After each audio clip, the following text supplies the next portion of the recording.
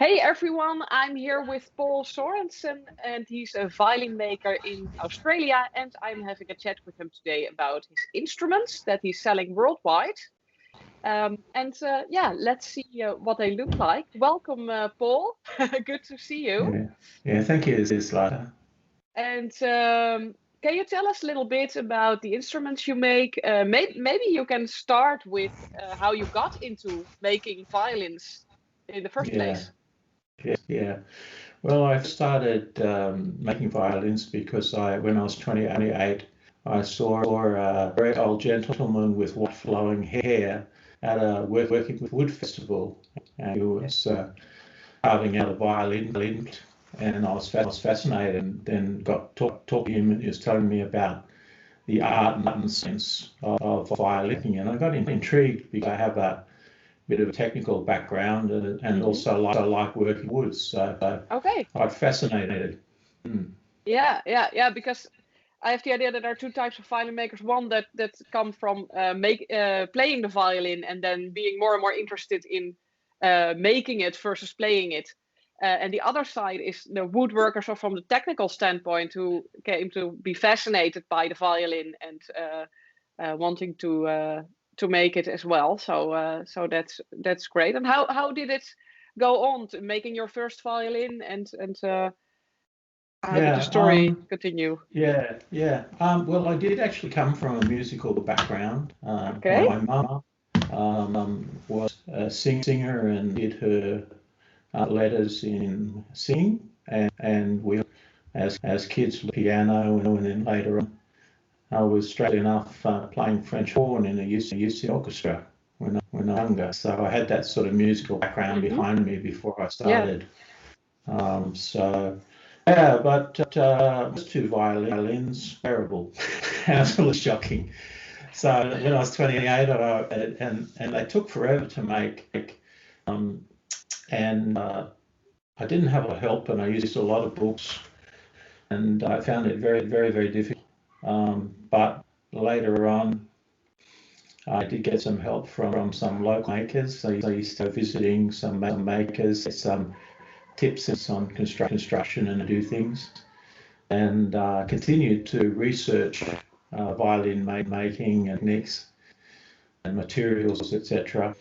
Hmm. Um, over quite a long time, and so gradually my skill increased and my instruments sound a bit better from then on, a lot less Hmm. sort of clunky. Hmm. I would say my first attempts were probably student quality violins. Oh yeah, yeah, They yeah, yeah. weren't great. They weren't great, and I made a lot of mistakes. But I mean, as you continue and persevere, you just get naturally better and better and better.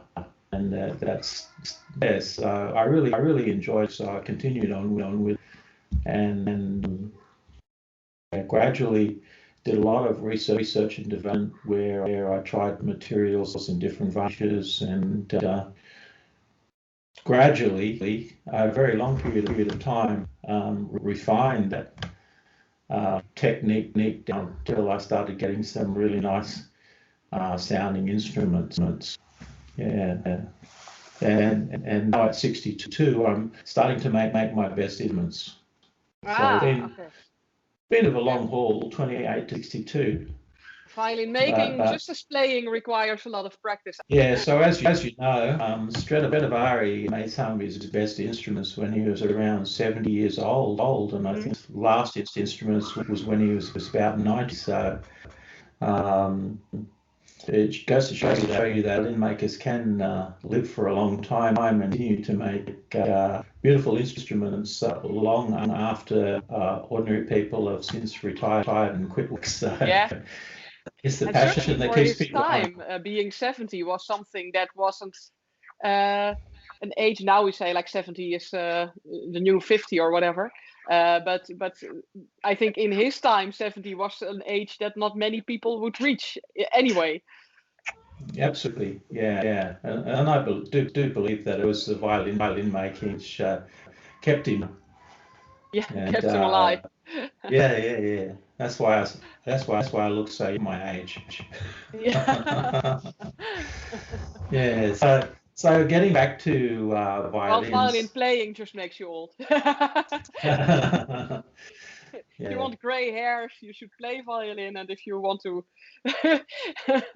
get old and make them. perhaps, yes. Yeah. So that was sort of like my journey, if you like, and I tried a lot of bought material, like I bought varnish and dyed them, but now I'm actually making my own varnish, made from amber. You know the amber rock that you get in rings? Yeah. So made from that rock or resin, Okay. and then it's melted down, Yeah, and it because a lot of runs. people think that, or know or don't know perhaps that making, so actually the woodworking is one part of it, but actually a lot of some people think the secret of Stradivarius was in the varnish, and that was caused by the trees being transported in a river where there was also remains from a glass company or something.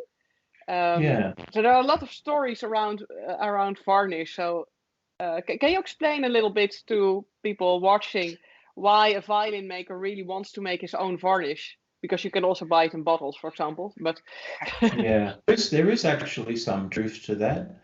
A lot of the sound does come from the varnish. All oil varnishes, generally speaking, have a superior sound to spirit varnish. I'm generalizing here, but yeah. but it's a lot easier to make a good sounding violin oil varnish than what it is to make one with spirit varnish. Spirit varnish is basically shellac flakes and mastic and a few other resins, and it's all diluted with methylated spirits or alcohol, if you like. So that's the spirit varnish. The reason spirit varnish came into vogue, it wasn't used by the old masters. That's something relatively new. That came into vogue because it's just so quick to dry. So it was speeding up the manufacturing process.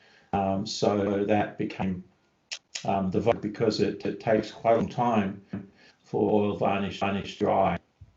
If you're out in the sunshine or have UV cabinets, and even then it takes a long time for the process for each coat to dry. It's very labour intensive, but you're rewarded by a beautiful look and a beautiful sound. So I've reverted to what the old masters are using rather than using the modern materials. Yeah, at the moment you mostly see oil varnish in the more expensive instrument, and spirit varnish in the more student instrument. And just for people to know that oil varnish, it dries, but then it stays alive. So the characteristic is that it's like a skin that can move with the instrument, not only in extracting. But It's flexible. you can imagine also that it moves along with the vibrations. And generally, I worked in a violin shop, and some customers preferred spirit above oil because oil, you have dents very quickly. It sounds better, and it is better. And then, but yeah, in general, one must choose for the old varnish instead of you don't want it to be varnished like a piano or whatever. But, Right. it stays alive. The first 3 years, it's still kind of settling. But Yes, that's that's the right. beauty is that it kind of improves, and along with the instrument being played in. It takes on the characteristics of the player to some extent as well. As you're playing it in, that instrument is really becoming your own sound. Exactly. And it's taking on those characteristics of you, the player, so that then you can make it your own. Yeah. So that's exciting. And apart from the choice for the varnish, there are typically there are more shapes of violins, but the two big ones are, of course, the Stradivarius shape violin and the Guarneri shape. Can you tell us a little bit about that and your choice Sure. in making them? Yeah, I first started out making violins in the shape of Guarneri, Mm-hmm. and particularly the Guarneri Canon, which was the model which was used by Paganini. Mm-hmm. And of course, he's very, very famous. His violin was very famous. So I took all the measurements from scans and things and went to reproduce his violin, see if I could get those same sorts of characteristics in violins. So what I found is that overall, the Guarneri violin has a little bit more mellow tone. It's very easy to play and not temperamental. You talk about temperamental, you talk about Italian cars, they're temperamental, but they're full. They're hard to master. Yeah. Stradivarius, if you would play it, it would be a violinistic heaven or whatever. While it actually takes the soloist to play them quite some time to get used to them. Yes, it's like maybe yes. like a top dressage horse is also very hard to master. Maybe that's a good comparison. Yeah. So I was just going to say that Stradivari is a wonderful violin, but it's more temperamental, and you've got to learn how to play it, how it responds. It's not as forgiving as the Guarneri violin. The Guarneri violin tends to be a little softer and a little bit more round tone, a little bit more mellow. The Stradivari projects and tone is just bam. It's just like more a soloist instrument. Exactly. Yeah. But it is a bit more finicky, like some of the famous Stradis. If you read the documentaries on people that play them, there's one about a particular young fellow who got a Stradivari for the first time, and he said, I can't do this Stradivari, I can't use any bow pressure at all, otherwise it chokes. And he said to alter my playing style to the Stradivari to get the most out of it. And once I learned what the instrument wanted, then I was able to understand and get the full potential from the instrument. So that's a little bit like Stradivari. All the instruments tend to be a little bit more like virtue for virtuosos, and a little bit more power, I think. Having said that, I mean, you listen to Albin Hadlick, who's got the Guarneri. I mean, that's a very powerful Guarneri that he owns. So it's not an absolute rule, but it's just sort of like a generalization, because each violin is different in its right. So you can still get wonderful solo instruments that are Guarneris just the same can Stradivari. So it's a generalization. Yeah. And you can also get Stradivaris which are quite mellow as well. Yeah, indeed. Yeah. But they do tend to be more dynamic and more, what I say, resonant and piercing in the sound compared to Guarneri. Yeah, exactly. Yeah, they're made to kind of stand out as a solo instrument in the context of of playing with an orchestra, perhaps, and that might not be what every violin player is looking for. I know that a lot of players really want a more mellow sounding instrument that is maybe slightly more forgiving. I have this with my own violin, which is kind of in character a Stradivarius, so it's really like in your face. And sometimes, sometimes when I'm playing or when I'm a little tired or whatever, you're just like, okay, I just want to take it easy a bit, or you don't want it to be like a cannon exploding, or that it like, I mean, there. As you know, there's some sort of ways that you can go about softening it by, closer to the fingerboard and things like that. that edge off it, where you're playing closer to the brick, you're going to get that more sort of dynamic sort of thing, sort of sound. Yeah, So, yeah, exactly. yeah. Yeah. And Yes. sometimes the Stradivari types are also a bit harder to dose in that way. That you need to be more careful in the way you play.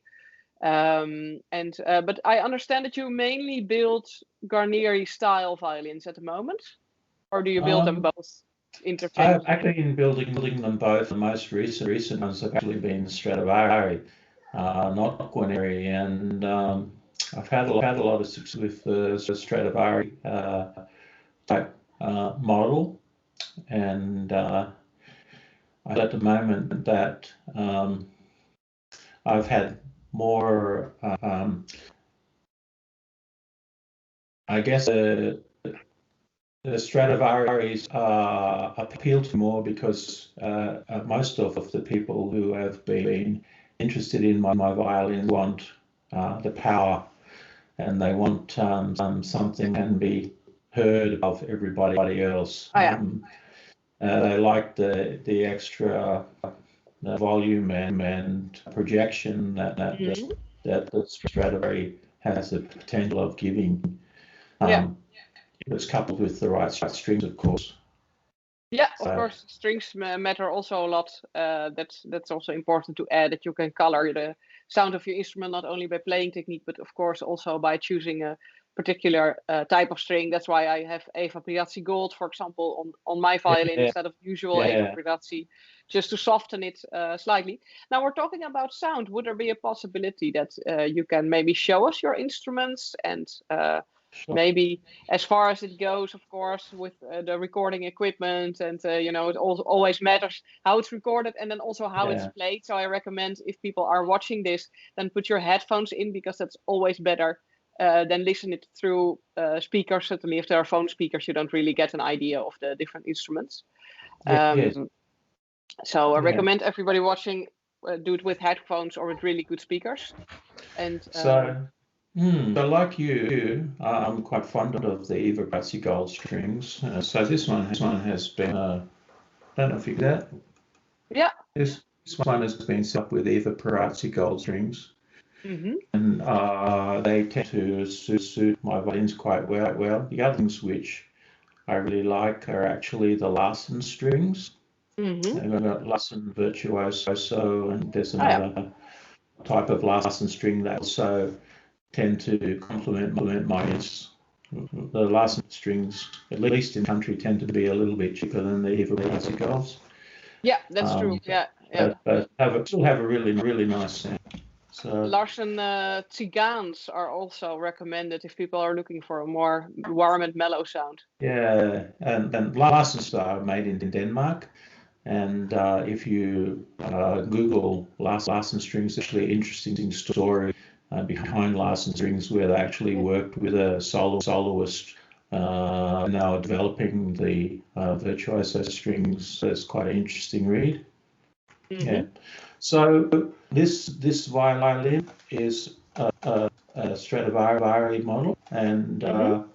I typically go for a um, browny reddish varnish, and Yeah, that's when also maybe something that people generally don't know, that the color a violin has is the color of the varnish and not the color of the wood.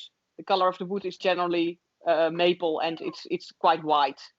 So yes, and that's maybe for people watching. yeah, and the original Stradivarius had a sort of orangey color varnish, but these Hmm. days people tend to prefer a browny red sort of color in their varnish rather than the orange color. So, but you have to put up bad playing, but I'm sure that you'll hear the tone of violin Yeah. anyway. So.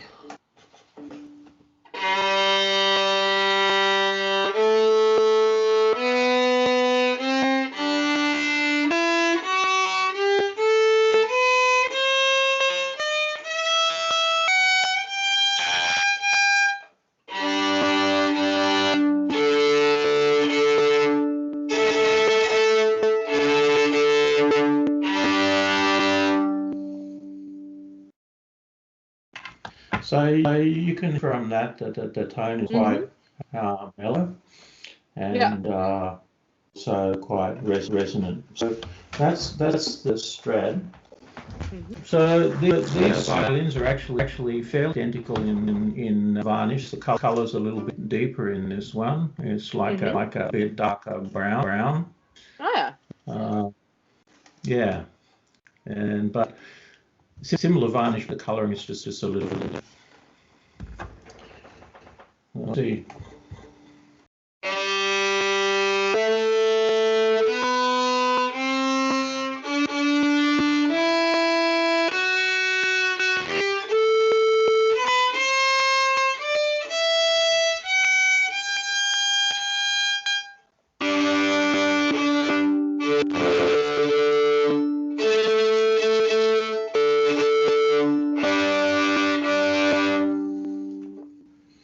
Yeah, it's a little bit. Yeah, of course, it's deformed because of the internet connection and all these things. But I can hear that this is slightly mellower. Is that correct?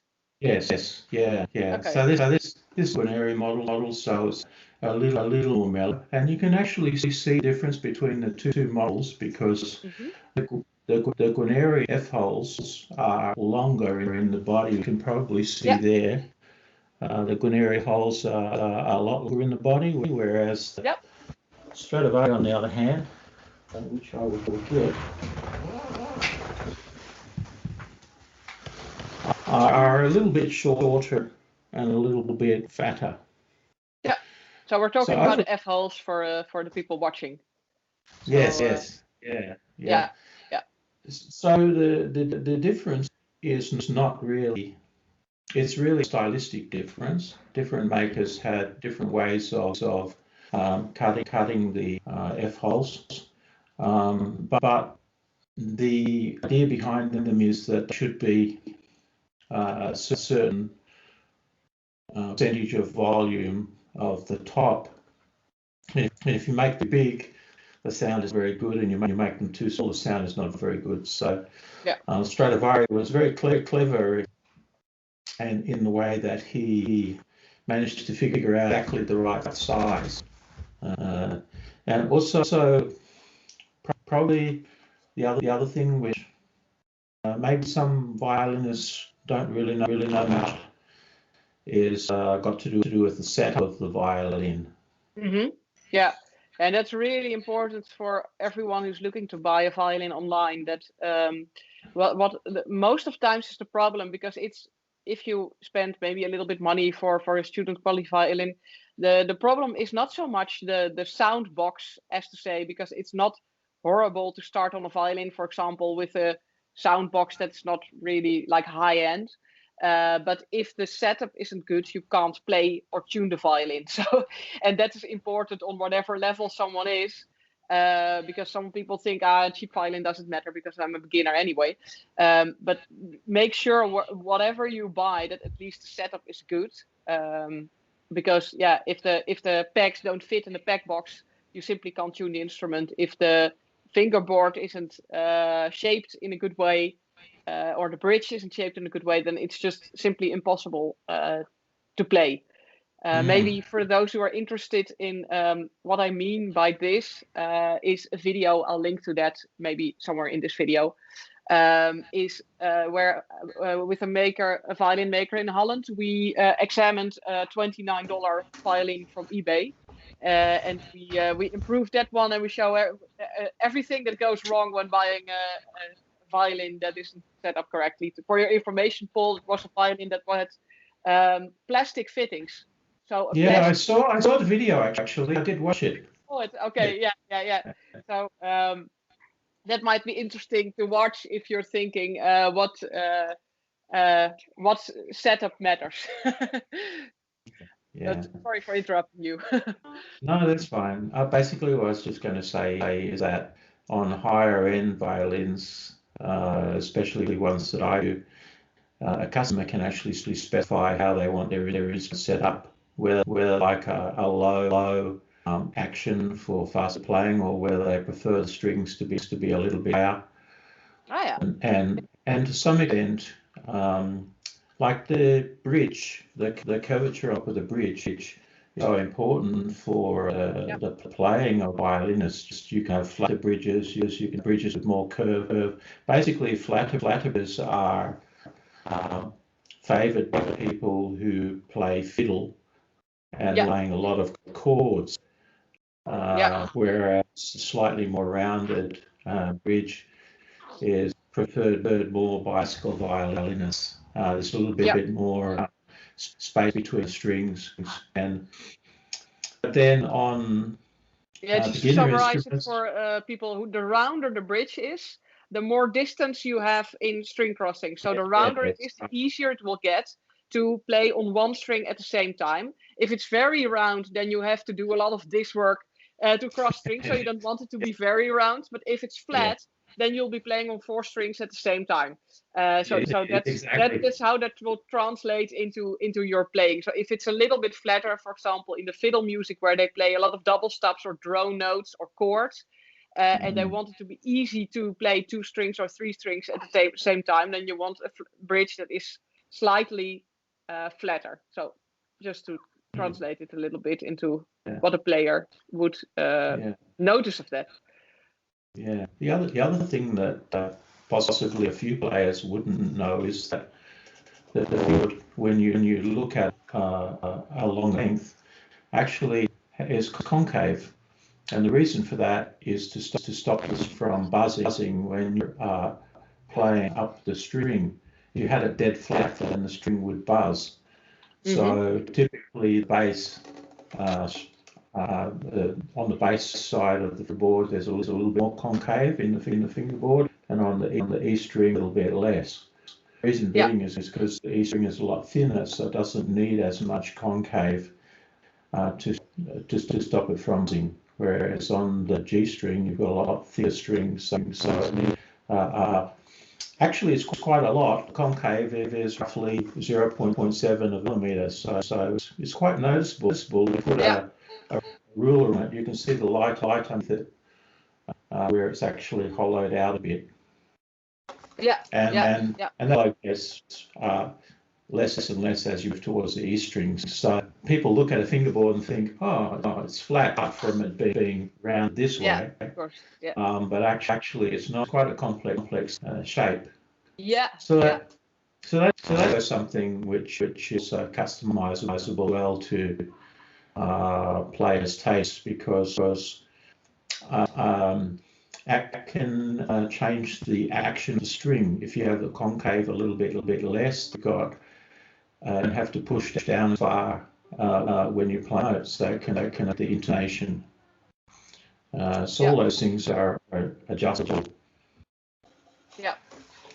Anyway, so that's set up for you. I haven't really touched yet on bridge cutouts and things like that. That's another topic altogether. But basically, in simple terms, where you have your bridge here, you have these cutouts in the bridge, and they can be enlarged or reduced in size, and that alters the sound of the instrument and also the response and open of the instrument.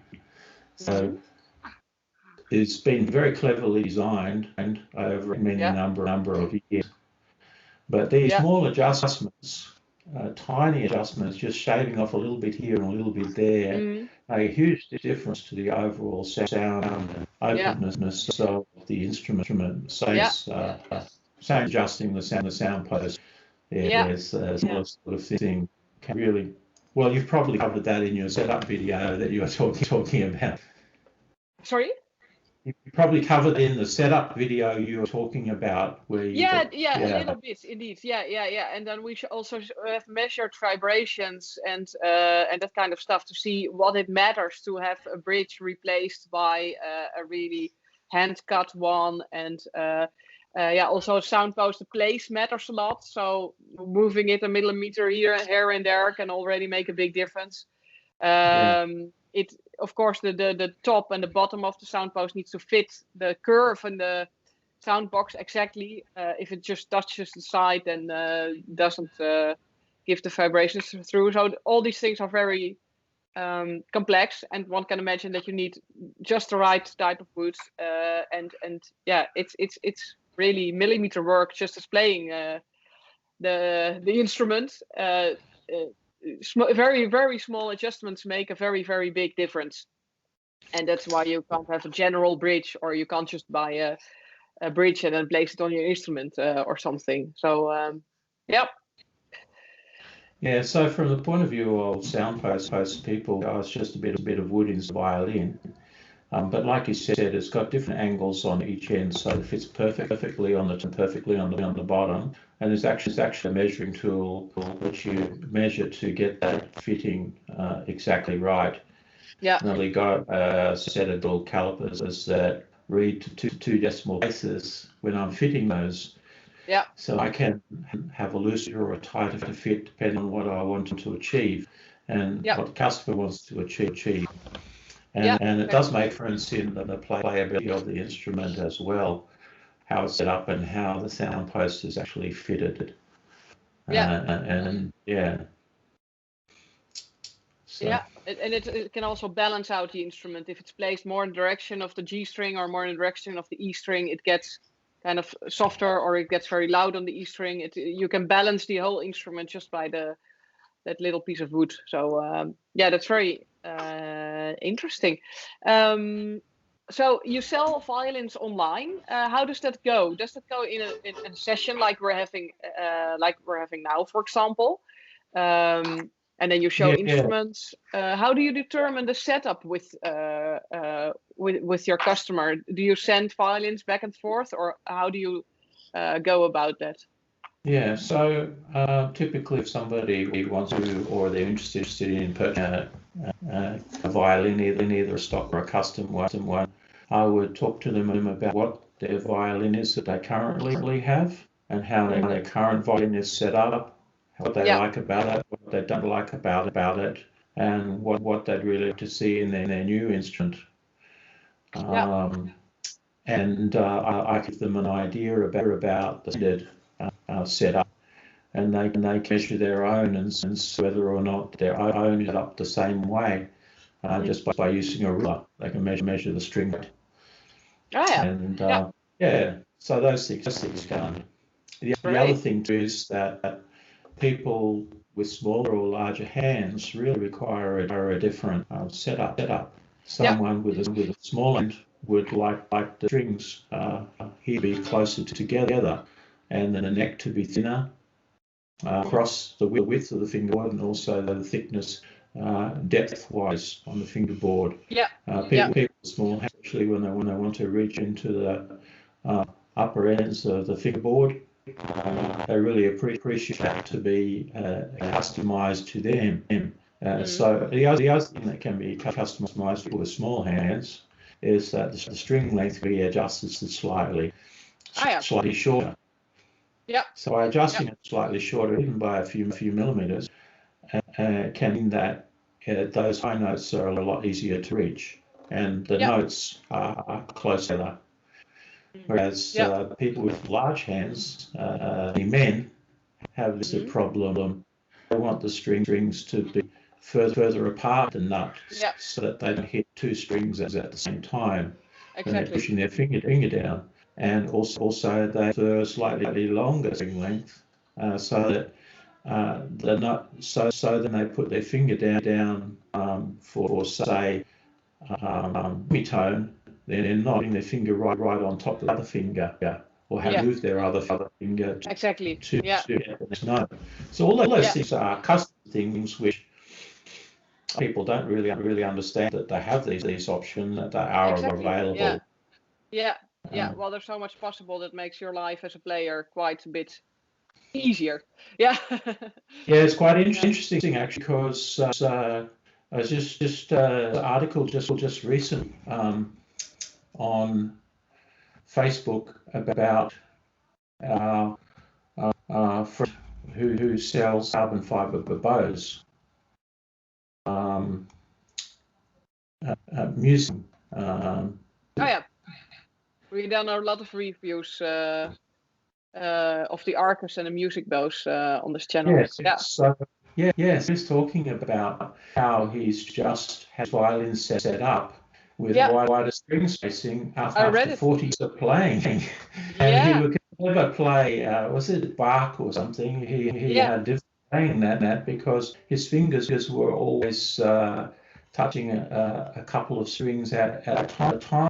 Yeah. And Yeah. all that time he's been struggling with playing, and not his own fault, but the fact that the instruments that he was playing were not really set up for his hands and his physique, and he was playing on Yeah.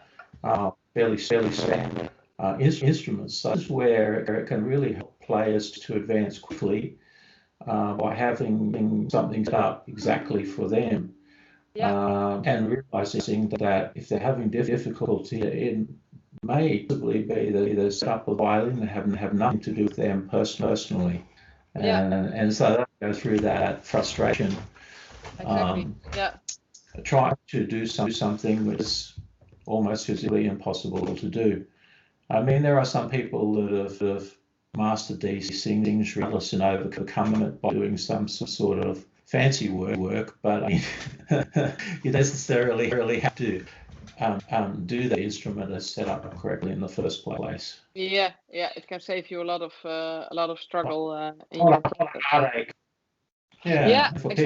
Yeah. people with Certainly. hands trying to reach very high positions and can't quite do it. And you get a set up probably playing just becomes so much smoother and faster and easier, so that you can technically achieve much more a lot quicker than you would if you were struggling a standard setup that doesn't really suit you.